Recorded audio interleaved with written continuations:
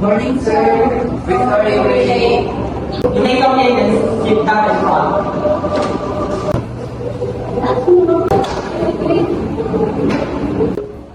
Good morning, class.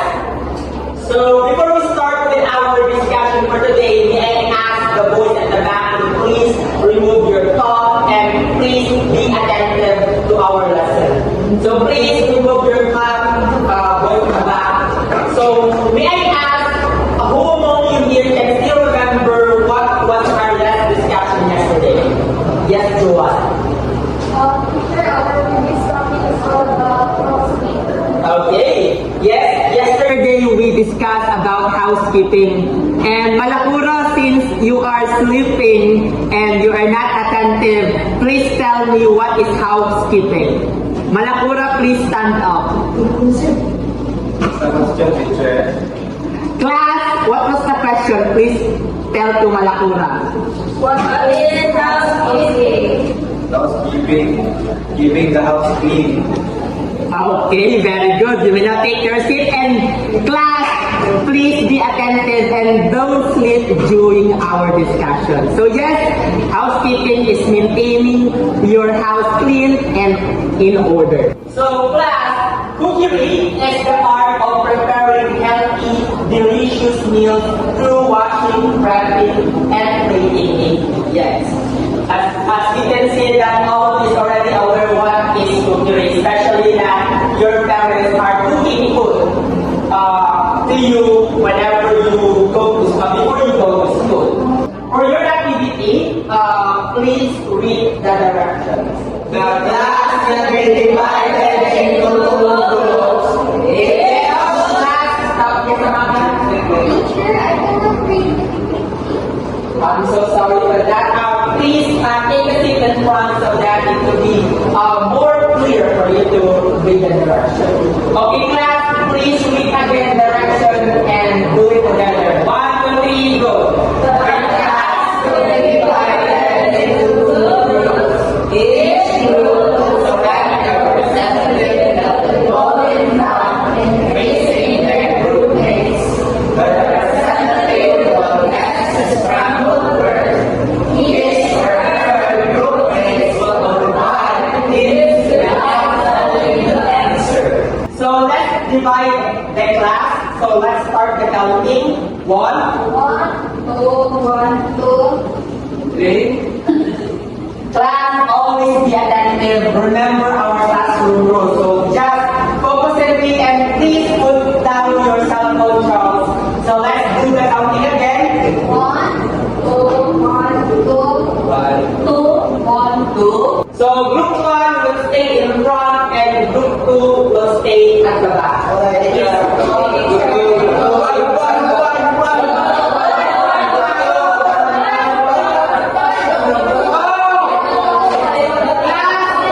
Please, double time and 3 silent while going to your group. Okay, double time. Okay, so for those representatives for each group, please go in front, yes, directly Malakura, and then face your classmate. Okay, you go here. Okay. Yes. Move there, move there. Move. Okay. So, for our first word, let's start first with the group one. The first word is that one. Yes, what is the first in group one? Goal. Everybody, a word. Goal. Ila is a word.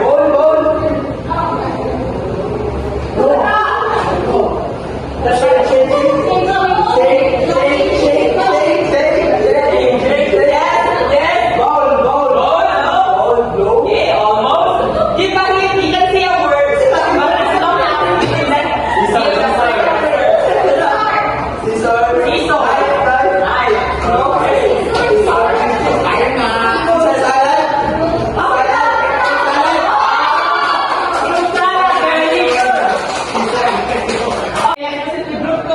Group one, you will not take your seat.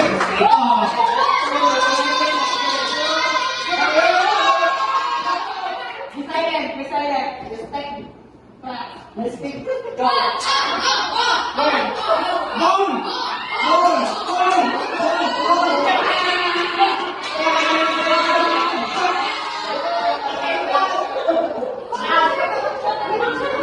You will not take your seat. Okay, so yes. We're done with our activity. You may now go back to your proper seat. Class, please double time because we only have few minutes left for us to finish our discussion. Okay, thank you. So now we're done with our discussion. Let's go back with our learning objectives. So since we're done with the lesson, we will going to check if we are able to achieve all the key points that we have today. First is identify what is cookery and the things we should do when cooking. Did we achieve this class? Yes! Okay, second is participate in all given activities. Did we achieve this? Yes! Okay, and lastly, show appreciation for the importance on knowing what are the things to do when cooking. Did we achieve this? Yes! Okay, since we successfully achieved everything, please give yourself a holy clap. Holy clap! You know what is holy clap? You do it like this. 1, 2, 3. 1, 2, 3.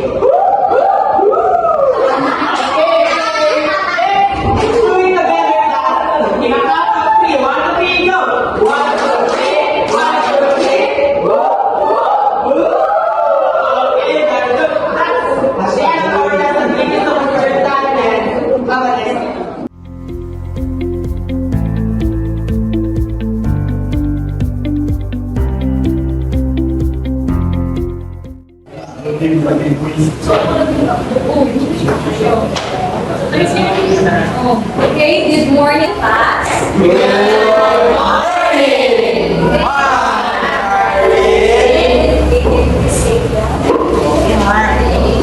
Okay, so since I have a meeting to attend to, I would like to please write this on the board because tomorrow we will have a quiz, and so we have a study guide.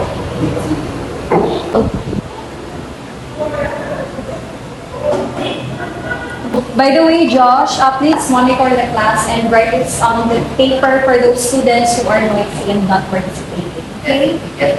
Goodbye, class. So don't forget to study because we will going to have a quiz tomorrow. Okay?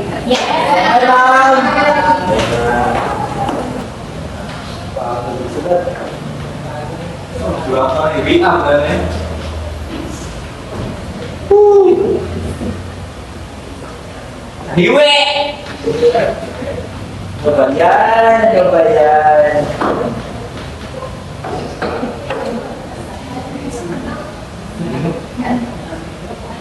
Pakalilo, bro.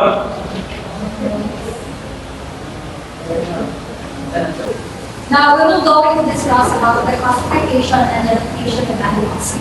So we have invertebrates. These are animals without a backbone. For example, insects, spiders, worms, and jellyfish.